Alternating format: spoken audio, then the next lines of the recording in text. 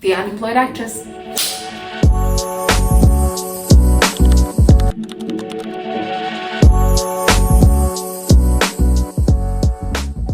Hello and welcome back to the Unemployed Actress. I am Lobcke, I am her is she, and she is me. This week we're talking messing up castings, messing up auditions. I'm not even going to spend a whole lot of time introducing it. Let's just dive right in.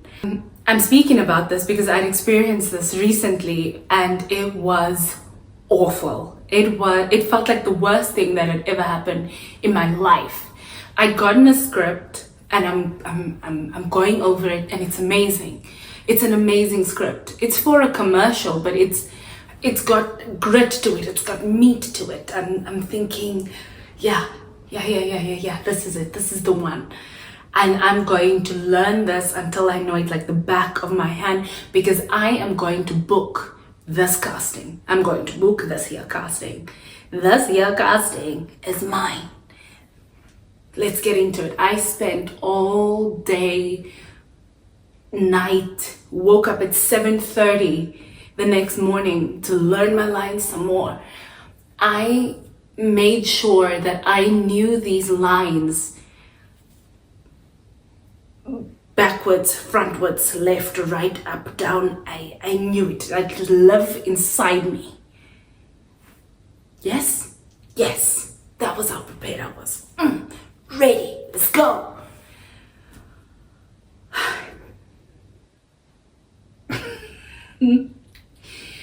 I'd gone into the casting room, I did my introduction, I did my sides, my hands, you know, the whole thing. And they were like, all right, when you're ready, let's go.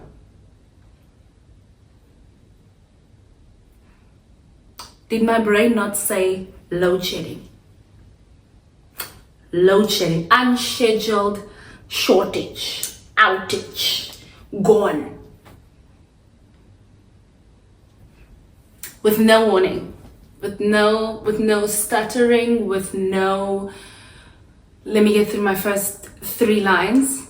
No, load shedding. The lights was off. I forgot to buy candles. There was no matches. The lighter was empty. There was nothing. There was nothing in my brain. I stood there going,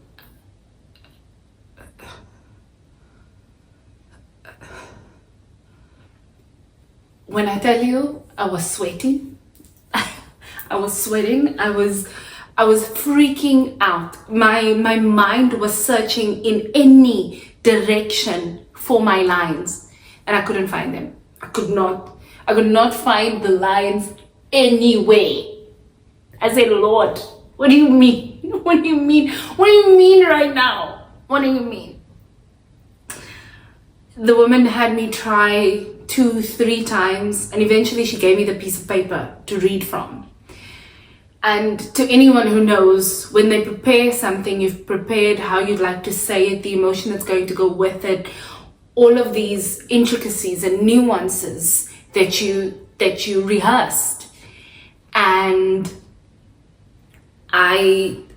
it was all gone. It all left with the brain load shedding. It was all off. So when I got the paper, I just read from the paper. And I was so embarrassed. The performance was to be to camera. I couldn't do it to camera. I was just, I couldn't do it. It was devastating. The casting woman, she was so lovely, and she was like, you know, it's okay, this happens. If you get the call back, please make sure you learn these lines. And I was like, I know them. Oh, I knew them. Thank you. I cried all the way home. I cried all the way home. I was that little piggy that went wee all the way home. All the way home. I came into my house and I just sat on the couch, and I immediately sunk into this pity party, into this just disheartened space, because I couldn't believe that a script I'd enjoyed so much, something I prepared for so intensely, could go so wrong. Just so very, very wrong. Just very, very. The load shedding never turned back on. Never. If you ask me those lines now, I couldn't tell you. They're gone. They never stuck. They never stuck in my head. All the prep I did, all the rehearsing without the paper, all the saying it in the mirror, all of that amounted to nothing because it was gone. I didn't get the call back, of course, because who was going to call back and say what? We want that girl who couldn't remember anything, who just blandly read from a paper. We want her. No, that was not going to happen. It was really, really disheartening. I've said this before, but I am about 100 and 150 castings in. I haven't booked anything in 2 years. So to have a casting I felt so confident and excited about, and then have that happen was devastating. I cried for days. I couldn't look at myself. It was again this question of, am I then an actor? Like, am I an actor? What actor forgets lines? And again, you watch celebrity interviews and you watch these people you've idolized your entire life. You would love their careers. You've seen them just be brilliant. And they say things like, oh, and I forgot my lines, or oh, and I went blank. And you're like, yeah, but you get to say that from sitting at the Hollywood Reporter's Actresses Round Table for the Golden Globe of a leading actress in a drama role. You get to sit there and say that from there. You get to encourage people from that space. I am within that space. I am there. I am not at the Hollywood Reporter Round Table talking about this in retrospect. I'm talking about it from an active space of going, oh my God, what happened? What happened? Where did it go? Where did it go? There's a filing cabinet in here. And it's in that filing cabinet, and for some reason that cabinet won't open, because I literally brought myself home, stood in the mirror and attempted to say the monologue. It was gone, guys. It was gone. It was that clippy that you put in your hair. It was the hair tie. It was that one sock that you still can't find to date. It was that. It was gone. It's still gone. And getting back up from that is really, it's wild. Because I remember having a casting again that very same week, I think about 2 days later. And I thought to myself, are you sure? Are you sure? Do we remember what just happened? You're accepting this casting. You're saying, yes, I'm going to turn up. I'm going to learn these lines and I'm going to turn up and I'm going to be good. Are you sure? I don't know about that. And it was really having to give myself again this pep talk of just go. This happens. It happens. Go. It happens. But you sit in the casting room and you're just like, oh my God, you cannot afford to forget this time.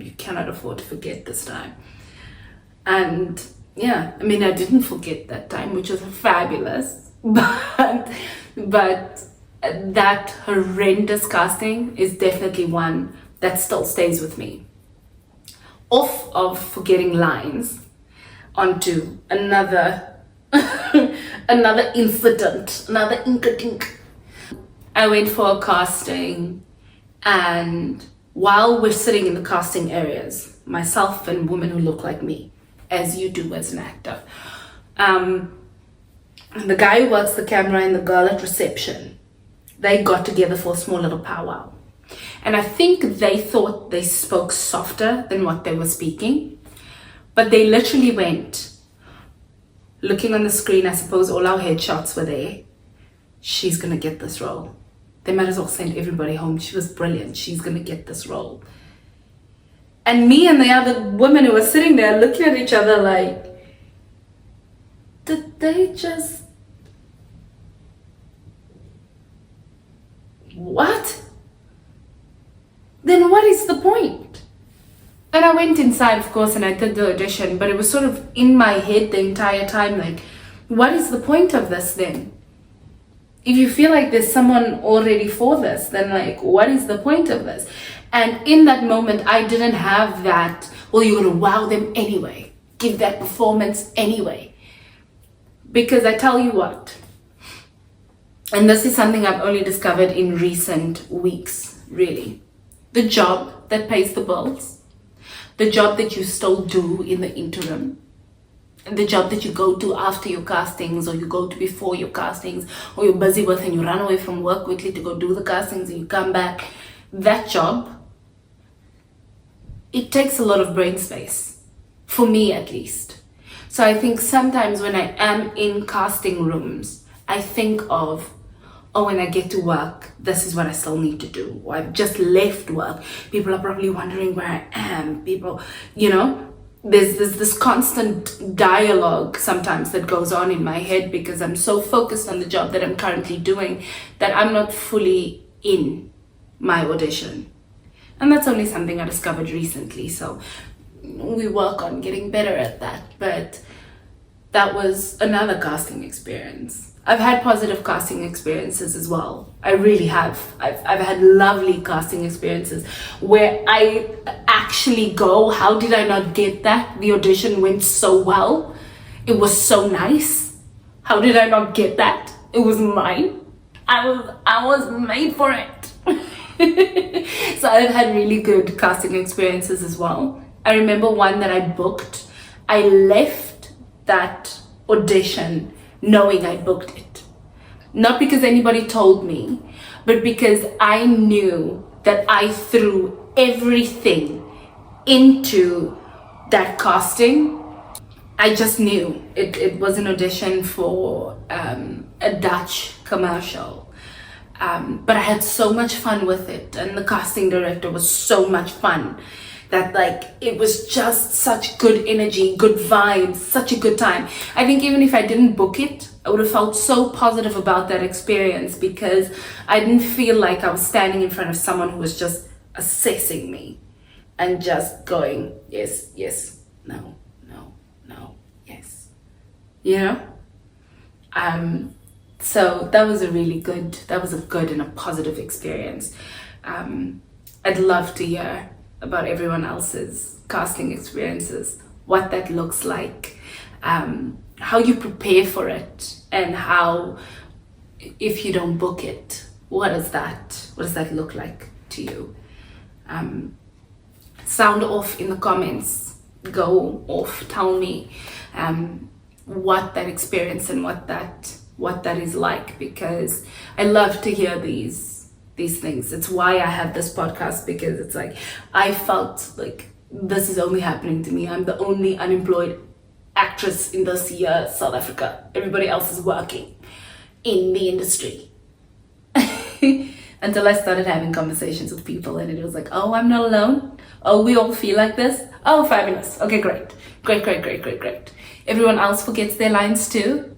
All right, fabulous. Wonderful.